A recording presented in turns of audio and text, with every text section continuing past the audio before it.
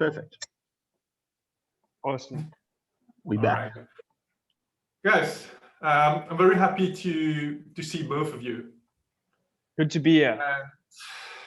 Yeah, it's really amazing to have both of you together, finally. Yes. Yes. All of us together. It's great. I mean, all of us. yeah. Yeah. And the amazing thing is that both of you are in Mauritius right now. So that's awesome. Yeah. Very cool. So it seems like we were all in the very same area in the past few days. You being at Radisson, Ashley was at mine yesterday with the family. So it was so we're all kind of in the same area as well in Mauritius. So true. And the three of us are in blue today. So that's another amazing thing. There we go. Yeah. Nice. And we did not plan it, isn't it? No. Well, no. All right. What I wanted to ask both of you was that I've known you for quite some time, both of you, and actually see how both of you are similar in many different aspects and how both of you are different at the same time. So what I wanted to check today was that how your responses will be different to the same questions. Cool. And it's just amazing. I'm not expecting a specific outcome. If it's similar and you build on each of the responses, that's cool. If it's very different also, that's even more cool because we get to explore different perspectives. So that's awesome. We'll just see how things work out. So I'm really curious, actually. Me too. How it's going to work out. E3. All right. Cool. You ready? Let's Rick roll up and in dough, like window, little engine gone, little engine. Good. All right. So when I look at both of you, the first thing that comes to my mind is confidence. Okay, both of you are very confident human beings. The second thing I observe is that both of you are very grounded in whatever you do. Okay, and my question to you would be, is it something you developed consciously throughout time? Or is it that, given that I know your background and both of you went through some really hardships, is it that you really got punched and you had to be really courageous? So you had to develop that confidence to really get out of that hole, let's say. So how did it work out? Maybe Ashley can start, and then Damien, you build afterwards. Cool.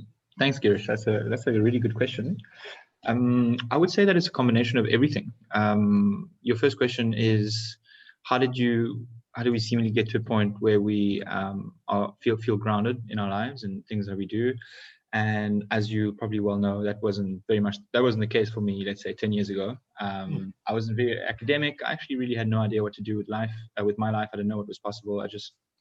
It was very much an unknown, but I didn't have the feeling or the need to explore that or to know that. I was just going day by day and whatever happens, happens. And eventually, obviously, as you may know, I've discovered many different things have come on my path that have awakened me to more of what is possible out there in life, and also mainly my own power inside and the power that everybody actually has inside of them to really create the life that they would like to live. I think it's also just the fact that I've been told my whole life, if you don't get straight A's, you'll end up a street cleaner, or those types of beliefs, that you really have to work hard, and there's only really one path to succeed, and that is go to school, go to college, go to university, get a degree, get a job, get a family, and be happy, which is not a bad thing at all. It's fantastic, but it's just not for everybody, and it clearly definitely was not for me. So that's why I think I got to the point where I was feeling pretty lost in life, but I was so potentially scared to question what could be, that I just lived day by day and didn't really think about it. And then, as I mentioned, I came across some information that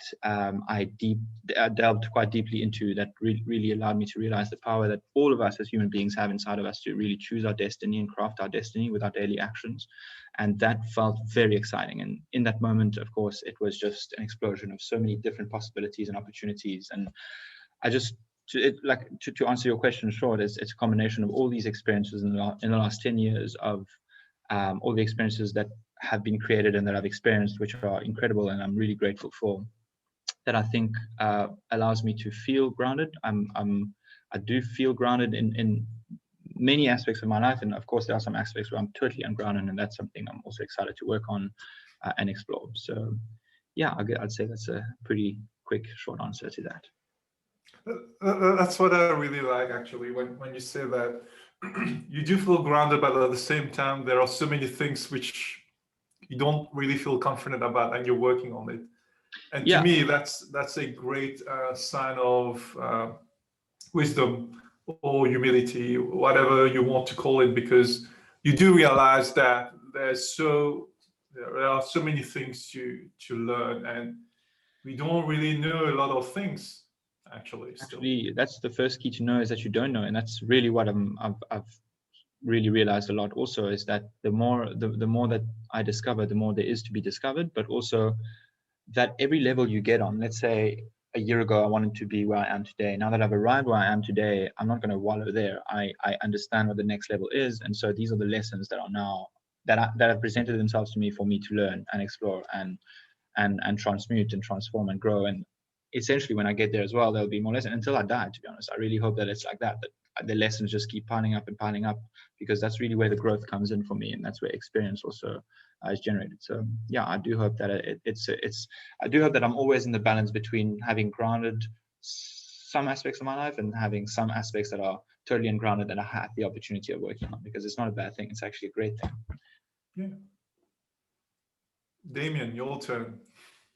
Yeah, so thank you for saying that I seem confident. I think it's one of those things that is definitely, I think anyone can practice becoming more confident, whatever that means for them.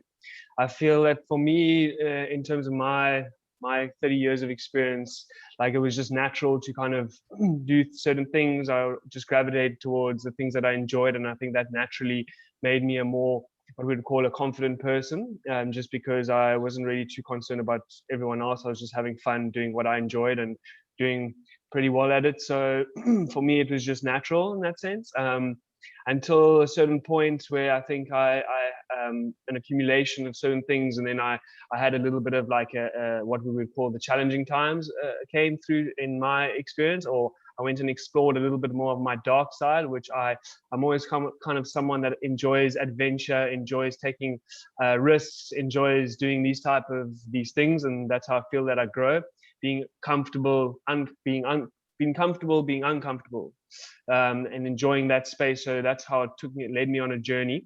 And anyways, in that journey, it took me to a place that I feel like it completely stripped me of everything that means everything of the word confidence. I think it completely just made me feel like just absolutely zero. But and then after spending a lot of time in that, I think it's kind of that deep soul search, and you kind of, but what I took from that, and in hindsight realizing just how powerful we are, because you can redefine your story in any moment. You can re-look at your past however you want to look at your past, and the story that you tell yourself when you look at yourself in the mirror is the story that you will believe is true for you. So I think in terms of confidence, it's something that can be built, and if you practice and kind of just going and just, looking at yourself in the mirror and telling yourself, I am confident, I can do anything I set my mind to. I think those words in my challenging times, I probably said that to myself about 1 trillion times, trillion with 12 zeros. And then that just kind of started building. I built myself. I feel like I built myself from the ground up with certain beliefs that I practiced through reading and just looking at different people in the industries that I wanted to go in, or monks or any like religions or different types of religions, taking what resonated with me and kind of built myself from there. And then using grounding, sometimes we can be quite cerebral and have these dreams and who you want to become, and that's quite mental. But then I found, for me, what really assisted me in grounding is just physical exertion. Sometimes I feel like meditation is great. You can calm the mind, but sometimes it's, for me anyways, through my experience and the meditations that I've done, can be quite cerebral. And I feel that another form of meditation for me that I really resonate with is physical exertion. I think like we are all like something like what 70-80% water, and I feel like sweating allows kind of just releasing and crying and all these stuff allows you to kind of release what no longer serves you, and building yourself by these positive affirmations. I'm confident, and you know, pushing yourself and telling yourself, you know, just kind of encouraging yourself really.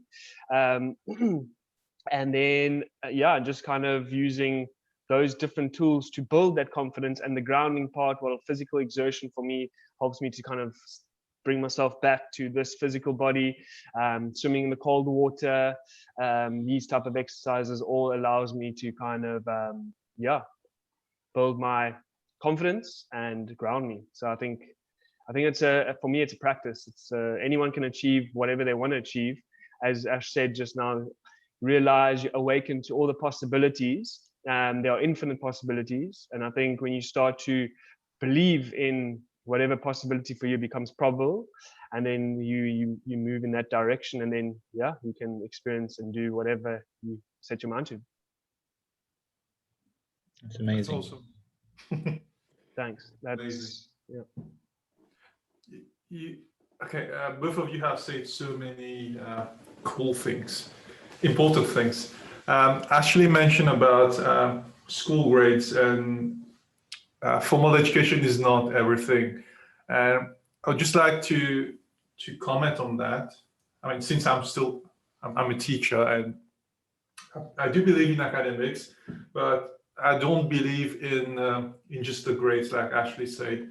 Like, for example, since I teach mathematics, I don't just look at it as equations which you're trying to solve, and then you're trying to get an answer and that's it. There's so much to it. It's a way of thinking, and if you bring it to real life, you bring that curiosity, that problem-solving attitude, that there are so many different ways you can solve. I mean, that's life actually. There are so many different ways you can live your life. I mean, there are lots of parallels between the two.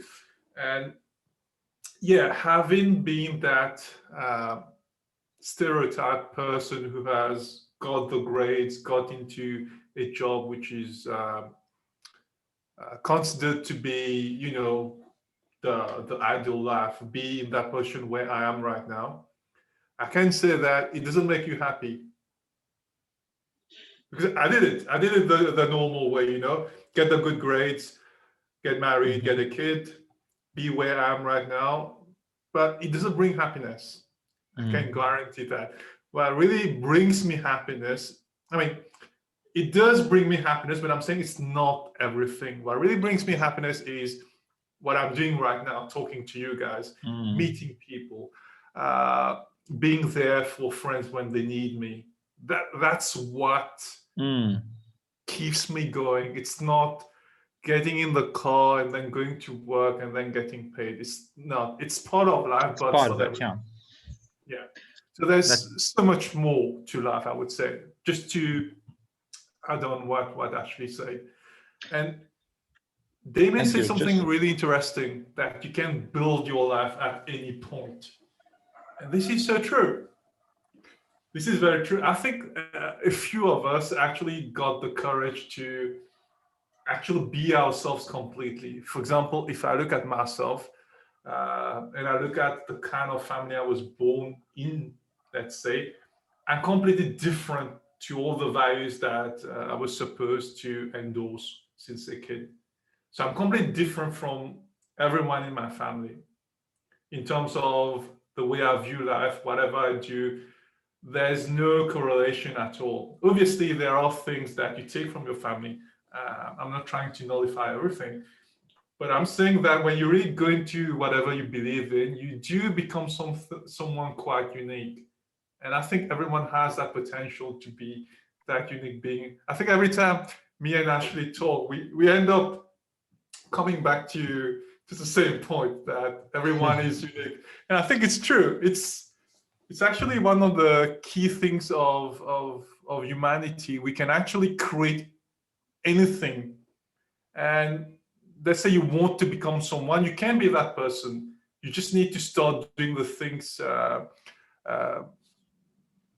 which you think the role model should be. I don't know, if you want to be more courageous, you start taking actions whereby you are courageous.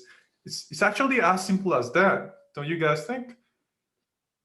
Absolutely, absolutely. I want to echo also on what you opened with in terms of happiness. And I mean, to me, there's one sentence that makes a lot of sense, which came to mind when you were speaking, is that if you do what you love, you'll be happy. And I think life is as simple as that, is to really have the skill, because I think it is a skill to be able to do what you love. Because we must recognize that, hey, we come from a world, let's say the industrial age, where we are groomed and conditioned to live life a certain way, and that is what people would amount to success. And then people say that success then brings happiness. And I think things are changing, things are evolving. Really having the ability to be courageous enough, like you said, to be able to do what you love in life and to honor your own unique self, that is a skill that will naturally bring about happiness. Because if you can apply that skill to your daily life, like Damien says, he has 24 hours in a day and that's what he focuses on. If you can apply that to that concept, then naturally you will create things that you really love, that add value to the world, that add value to your family and your community, and that obviously brings about happiness. But not only that, you will be spending the limited time that you have doing and fulfilling your heart with things that you love, and I mean, that can only bring about happiness, right? So we're obviously unhappy when we are in a situation or doing things that we dislike. So for me, it's as simple as do what you love and you'll be happy. Obviously, there's deeper depth to the sentence, but as a superficial sentence, I think that explains it. I think I just want to add in there, like I look back at the schooling days and the university days, and I think to myself, like I think that was actually like an amazing time. Like even though like it is the system, and I see that with my little sister going through the system, having to do these, these study this and do this English and study all these things, whatever the case may be. But at the end of the day, like it's always circumstantial. You are put in a position, and then but if I look back, it was always seemed like just a challenge. Sometimes I didn't enjoy like having to study certain subjects, but at the end of the day, when I did, it was just pretty. I enjoyed, I found what I enjoyed, and I also realized what I didn't. And then I always kind of had that kind of competitive spirit where with myself. So with regards to school, like it was like we had a lot of time, and we could be with friends, we could be with different, that's how I met like a lot of my friends, was through, primary school, which still friends with them today, and then and then high school in Mauritius, and then university. So I think it's, for me, if I look back at it now, it was more a place of connecting with people, and then the grades and stuff was just one of the challenges that came with going to school. And so I think, and then following the excitement, I feel that at school I just did that anyways. Like for example, I could, even though yes, we had to study, but that wasn't all it was, because at the same time we could play tennis, we could play soccer, we could play rugby. So I think I just incorporated that idea of 24 hours in my life since a young age, which I kind of brought forward until I went to university. I just feel that I was just, studying as hard as I could when I needed to, and then in the gaps between was partying like a rock star, and but at the same time also keeping them balanced. Like Ash, we would spend a lot of time at university there, so we partied obviously like rock stars, but at the same time we we would have an outlet of like gymming, or going out and like gymming hard, and that would also keep a bit of a balance. So there's all different phases in life that I always look back on, and I'm now especially, I never would say, oh, I shouldn't have done this, I shouldn't have done. I always like, that was perfect, that was exactly what I needed to do. And now going forward with that information, with that awareness, how do I want to invest my next 24 hours, and continuously like refine as I evolve and change. Then my 24 hours also evolves and changes. And then I also look at it as like our brain, if we look at AI, like artificial intelligence, some form of AI, you change the algorithms, you put a different input, and you can expect a different output, and continuously like changing the way I input things, meaning what I'll do in a day, even if it's like taking a different route to the shop, or sleeping on the other side of my bed. I'm weird like that. So I'll play around with my inputs in the 24 hours and be excited to see what the outputs will be. If you know, keep it exciting. 100%. Nice. Damien, you said something about competing with yourself, right? You know, in every job interview, you get asked that one question about how we can actually work together with others, teamwork, and it's so important in the workplace, teamwork. But to me, I think even before you start talking about teamwork, I think people have that concept wrong about how to improve. I think the only way to improve is by looking at yourself and trying to improve and refine. And it's basically what you've been saying. And I think when I was in high school too, I wasn't the best math student in the class because I was refusing to compete to be the best, I think. And I think I always thought that was a core problem with people trying to be better than the other. If you can be better, you need to be better than, you have your current version and you keep updating yourself. And since you mentioned AI, I would like to explain how it actually works. So we have that AI system, which is called AlphaZero. Okay, it's the same AI which actually beat the best chess player in the world. Okay, so what it did is it has an algorithm, okay, and it plays chess against itself, and it keeps doing it. Okay, so the AI actually grows. Okay, it plays against itself, and then it checks where it went wrong, and then improves. Then plays against itself, improves again, and then the scientists who worked on AlphaZero said that there's no limit to its improvement. It will just keep improving because it's becoming a better version after playing. Then it plays again, so it learns more, and it keeps on going. It's an infinite loop, and that's the way I look at human beings. Also, we've got it wrong from the start. We are executing things. So we know who we are, what are our interests. We execute, we mess up, and then we improve. We do it again, and then we do it again. And if each person does it in his or her life, you just have these amazing, unique human beings everywhere in the world where they're fully being themselves and they are blooming. They are like exploding with potential, with creativity. Wow. There's no competition. And to me, the utopia, the perfect world will be that, where you have all these beautiful human beings fully in their beautiful state, very confident because they are being true to themselves. And then we'll have ways where we can merge the talents of these human beings.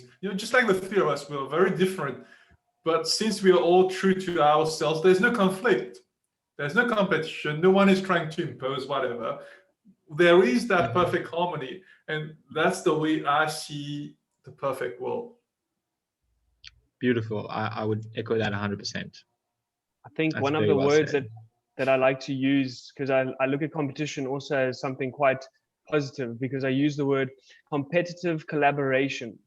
An example of competitive collaboration, for example, is, let's say I'm at the driving range with a very good friend of mine, and I know he's really good. He's a great sportsman, very good friend, and we've always kind of been in that competitive collab. But at the same time, we're very competitive with each other. And then, for example, I will say, okay, bro, the first one to hit there will get the other guy, let's say, will get you, I'll pay for a burger later, or whatever the case may be. And then we're playing against each other. So then I'm like, nah, bro, I'm going to get this. No, you're not going to get this. You're not going to. So then that motivates me to do better. Sometimes when I'm on myself and I'm just like, boom, okay, cool, that's great. But sometimes when I'm competing against a friend or whoever, but I don't mind if I don't want to lose. But at the same time, when he hits a great shot, I'm very happy that he hit a great shot, and I'm like, yo, that was a great shot. That it doesn't affect my state of being that I have won or I have lost. I'm indifferent. But at the same time, I would prefer to win, and that's why I'm willing to it makes it exciting, to more, or just that much more exciting. So I think like that's like in anything. I mean, like Cristiano Ronaldo, I think having someone like Messi, even though in the world, has allowed him to maybe just maybe, he always is against himself, but in some way, shape, or form, I believe that it has made him like more motivated to prove that he's the best, or But I think it can be unhealthy and it can be healthy. It just depends on how you take it. So, and that is the individual's choice, So, but that's just my 2 cents with regards to that. Yeah. I think it depends on the way you approach it. It's good to have that competitive mindset, I would say. For example, I think Ashley wants to have the best business on the island. So it's not hopefully not. Just hopefully not. If I do, then we're all in big trouble. not because I'll be able to run the business well. I'm confident I will, but that there definitely are businesses that are way more, I would say, needed than my beautiful business here. Even though it is very much needed, I definitely hope to be in the top 20, maybe. That would mean a lot for the world and agriculture and environment and stuff like that. But yeah, I mean, I agree with both of you in terms of competition, and I mean, Damien speaking about golf, because obviously he enjoys golf. If I had to relate that, I'll relate it to poker, because I really enjoy poker. I've been playing poker for 16 years now, and every time I'm at a table, and every time I'm playing against other players, but I'm definitely mainly playing against myself and how I played before, because I know how I play. And I really do see that the nights or the times I'm playing poker and I'm really focused, first of all, it's an incredible presence exercise, because you have to be present. Even if you're not playing that hand, you have to be present in terms of how the other players on the table are playing their own hands, what they ended up having. So you learn as much information as you can so that you can play against them better and with them, I guess. And so having just for me, it's really a mindful exercise of being present, having the right information and making the right call. That's always the biggest one, is taking the right action that is aligned with my intuition, but also with the experience I have, so that I can get hopefully the best outcome, even though there's still some form of luck to it. As they say, it's not the cards you receive, it's how you play them. So I think competition is very healthy, and like Damien, at the same time, it can be very unhealthy if people really identify themselves with the competition, meaning that they need to win to feel worthy or to feel valuable or to feel like they're contributing something to society. Then that's possibly unhealthy, because they're relying on that thing to feel like they belong, when in fact they belong just by existing, because we're all unique, right? So we all exist. Clearly we all should. So yeah. And I think anything that makes you grow or become better is good. So if competition does this, that then you talk about Cristiano Ronaldo and Messi, I think it's good. And in sports, we see that a lot.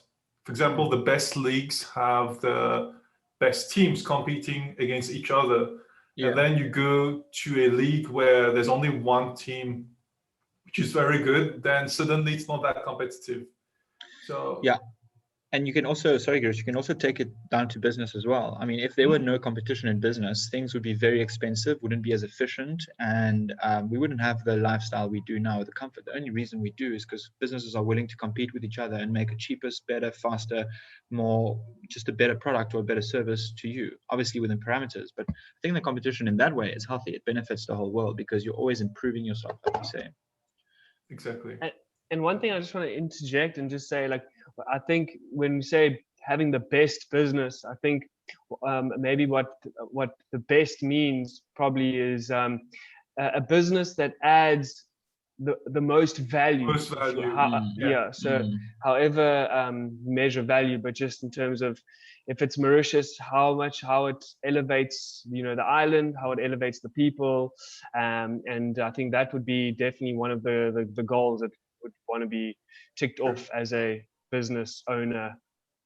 Okay, I definitely want the best business in the island.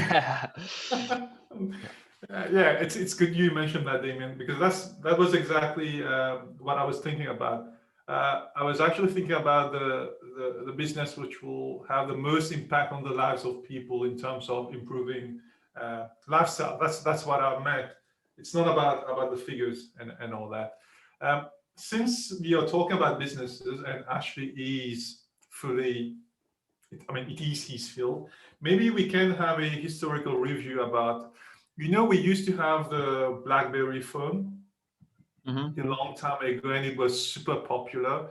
Everyone wanted to have it, and they used to have their clients, let's say, who bought into that idea of that BlackBerry phone being the best thing ever. And then, because of competition, they did one thing which actually destroyed the company.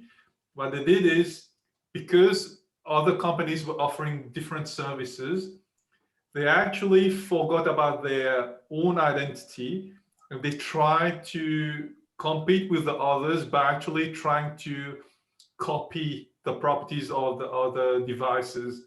So they lost their identity, they lost their clients while trying to copy what the rivals were doing. So I think there's a big lesson to be taken from that in terms of individuals, also not just companies.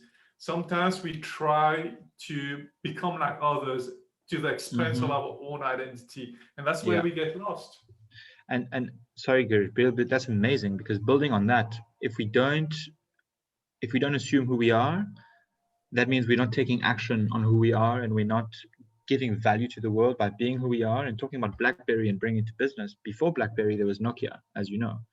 And BlackBerry beat out Nokia because they came out with the screen that was much bigger than Nokia, and you could do it. So that was much. But the thing that not a lot of people know is that Nokia actually was sitting on that technology for probably 5 years before even BlackBerry had it. Nokia could have launched that technology way before BlackBerry. They just didn't, because of internal quarrels between the departments, the design departments and the tech departments inside of the company that just could not agree on various things. And that, to me, is a reflection of someone not agreeing inside of themselves that they should take action on the things that matter to them, right? So they should really be who they are and contribute the value that they have to offer. Instead, they doubt that they can, and so they hold themselves back, and they don't, and they lose eventually, right? Like BlackBerry came along and just did it and captured Nokia's market, and that was the end of the story. So I mean, that's very interesting. It is. And when you think about it in terms of individuals also, there are so many people who have so much potential, but they are scared to actually bring that forward, because they don't want to take risks, like Damien mentioned, taking risks. They feel insecure possibly about certain things. That's why they don't want to bring forward their contribution. So that's why what I do personally is try to make the other person as comfortable as he or she can be.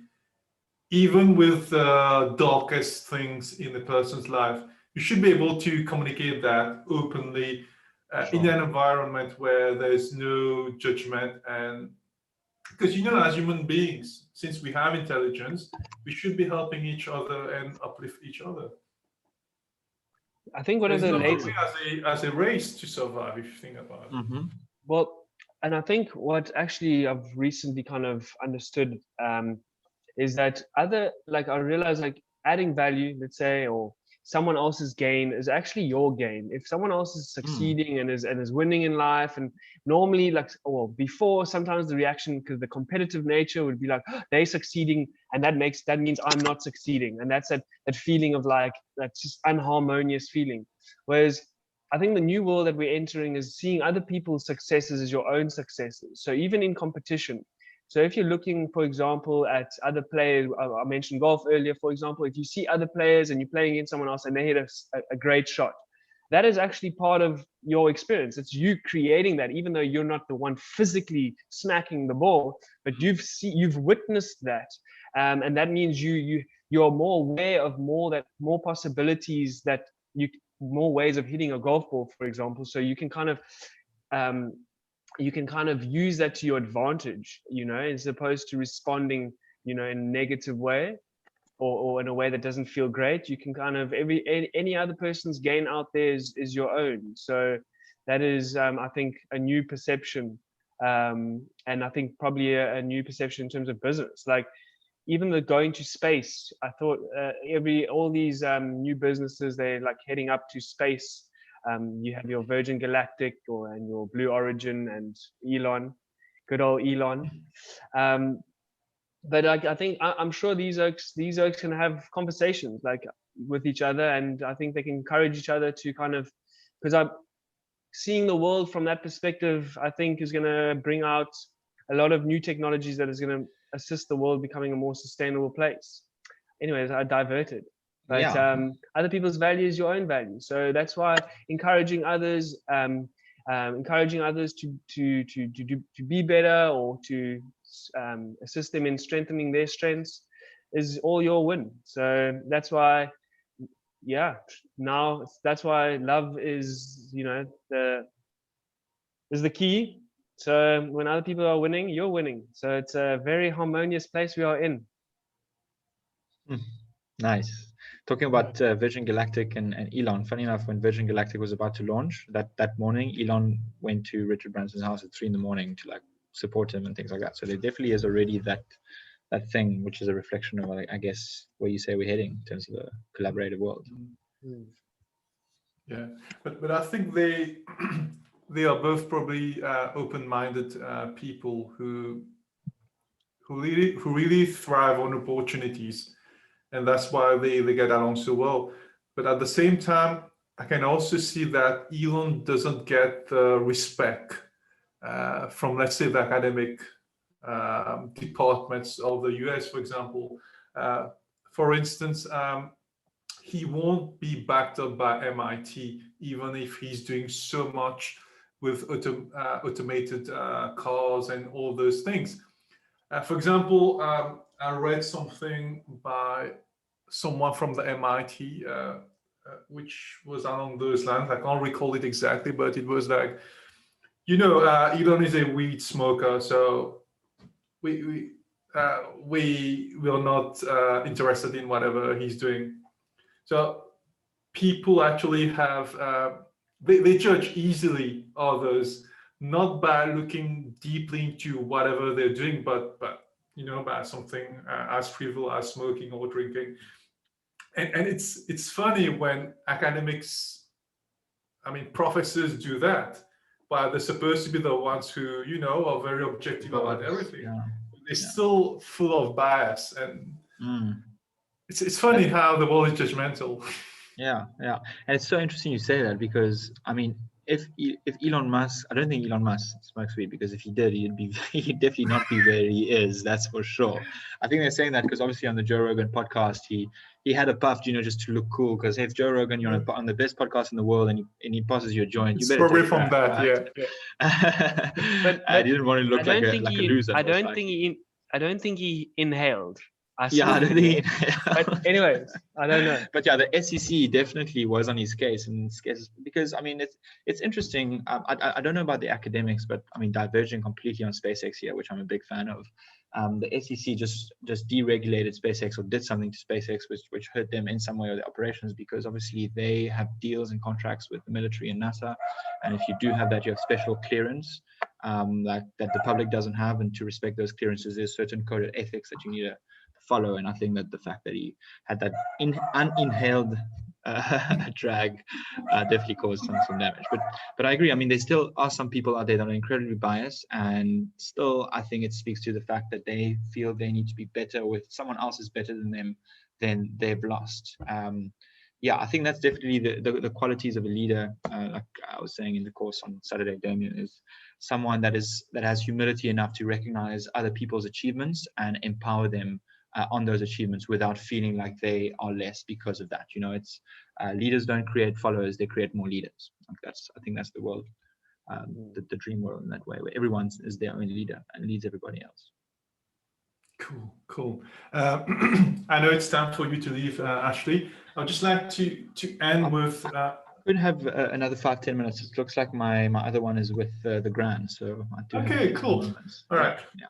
I'm just going to build on what you just said. I was reading about a top Navy SEAL trainer, okay? And he's the one who prepares people to go to wars, and he leads them, okay? And he was talking about leadership, and he said something which echoes whatever you just said.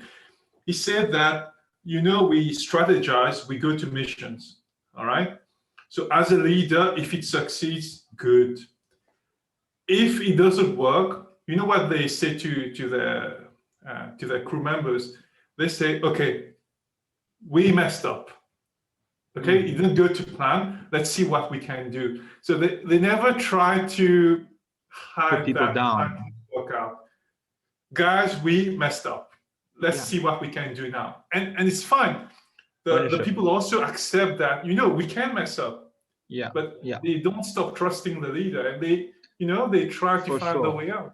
Yeah, I think that's the quality of a leader. Also, it's ownership and responsibility, taking ownership whenever you do mess up, because that's the only way you can do better, right? If you don't own it, you can't change it. That's as simple as that. But just a quick one: was that Navy SEAL trainer called Jocko Willink? Yeah, he is. He's a cool guy. Did we read the same thing? I don't know. I've been following him for a while. He's just on different platforms and seeing just different posts here and there. But he's definitely has it's definitely inspired me to be better. That's for sure, and to be more disciplined. Yeah, he's and awesome. Understand that. Damien, do you know about him? I actually showed me a video. When was it? Saturday. So I've encountered this gentleman. I forget his name. What's his? Jocko Willink. What? Jocko Willink. Jocko Willink. Okay. Yeah. Good. No, I've been the Navy SEAL has been something that's been coming up. I listened to a lot of David Goggins. I think also is someone that you might have heard of. I think they probably share similar characteristics. Yeah.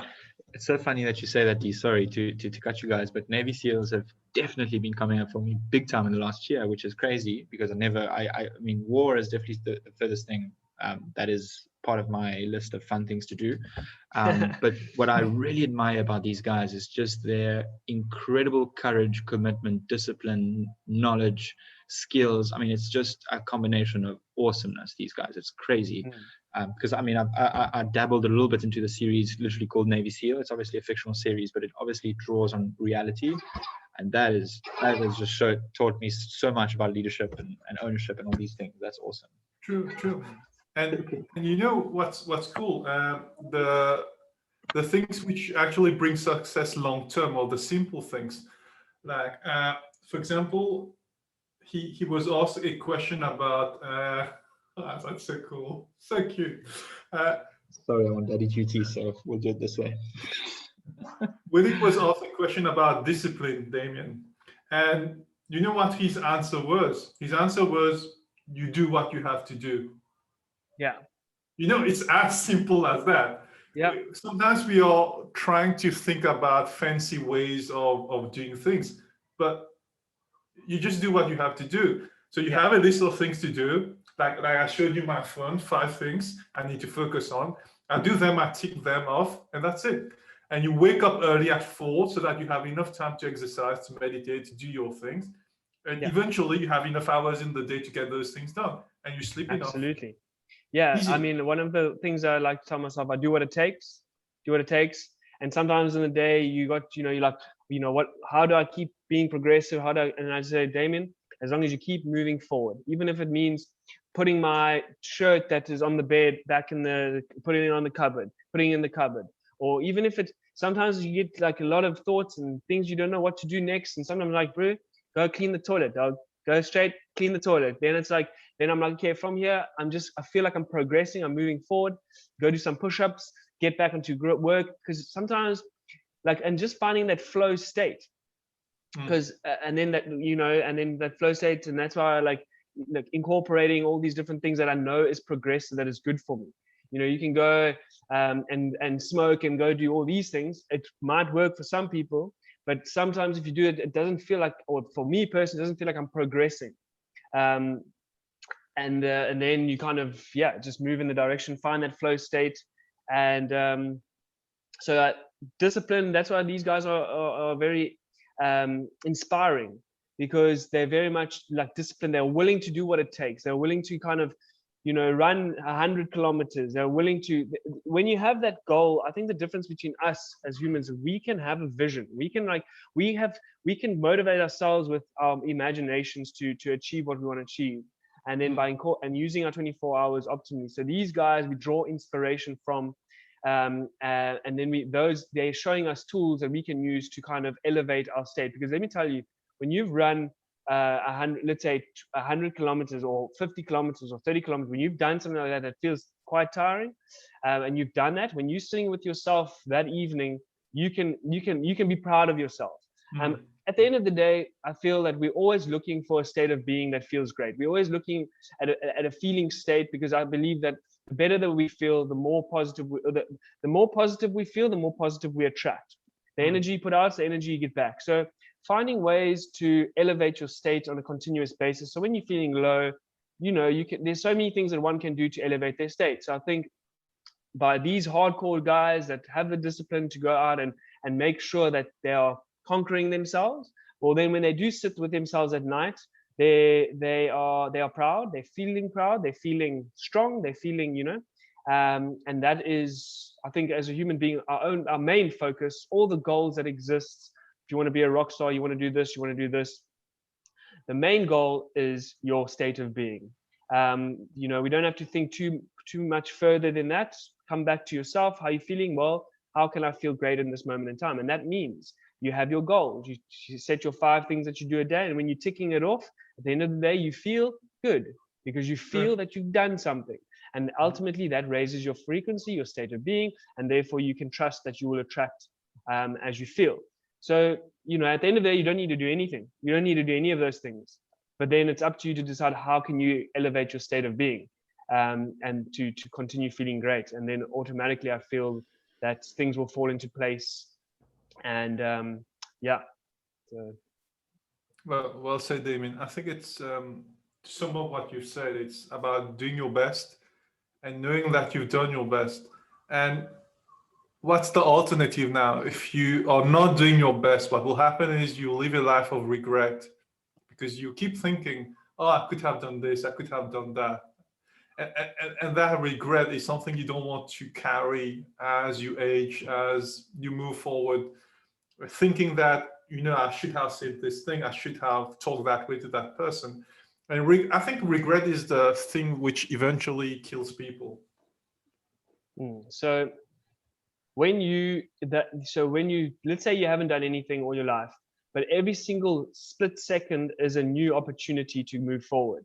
So even if these thoughts of regret or these thoughts of I should have done this, as soon as one of those thoughts sprouts into your mind, that is an opportunity for you to get running, get moving, get sweating, move in that direction. Because it will come up, but when it does, you can choose, entertain it, spiral down with it, or you can choose moving forward, go in that sea, and then you can recalibrate. So every single second is an opportunity to kind of recreate. And I think from my perspective, any thoughts of doubt, any thoughts that are unharmonious with feeling great or feeling good, or that's just a signal to you to be like, hey, snap out it. Think of David Goggins, that other gentleman, that's the hardcore. Think of them. They bring inspiration and they bring ideas to go out and do those things. And that just to get your mind back into thinking in a direction that is more harmonious, more progressive. And that's basically all you really need to do to be happy and successful and it's practice, confidence. You tell yourself, go look in the mirror on a moment-to-moment basis, but it really depends on the person. If you really want something, you can choose and say, I don't have it, I complain, blah blah blah blah blah. That's also valid. That's also a part of an experience. But at the same time, there's the other way, and I think that's why we can all kind of chat and talk about these people, because they've obviously in some way, shape or form brought inspiration in our lives, and we can kind of share that. And Eminem is another one, by the way. He's also just inspiration. In 10 years time, 3 guys are going to be having a podcast. They're going to be referring, instead of Jocko Willing, they'll be referring Damien Steyn. I think that's my hope. Because then the world will be a much better place, that's for sure. Guys, I'm so sorry, but I actually have to run. Dad duty is kicking in. It was a real pleasure to to have this chat with you guys. I'm pretty sure it's definitely not going to be the last, and I'm glad that it isn't going to be. And so my closing comment is I look forward to the next one. And thank you for having me. Sure. But We you guys need to obviously must close continue the too, conversation. Ashley. Okay, you're also going to close. continue Okay. without you. So thanks for being here. We try to organize another one very soon. For sure. Yes. Maybe we'll have it all in the physical, and we can kind of sit back, cigar. At West Lafayette near the beach. Yeah, Yes, that would be great. But yeah, that'll be great. We look forward to that. Yeah. Okay, cheers, guys. Guys, thank you so much. Cheers, Geerish, thanks again. Do see you soon. Everyone that was tuning in and listened, see you guys again very soon. Bye-bye. Bye. Mr. Geerish.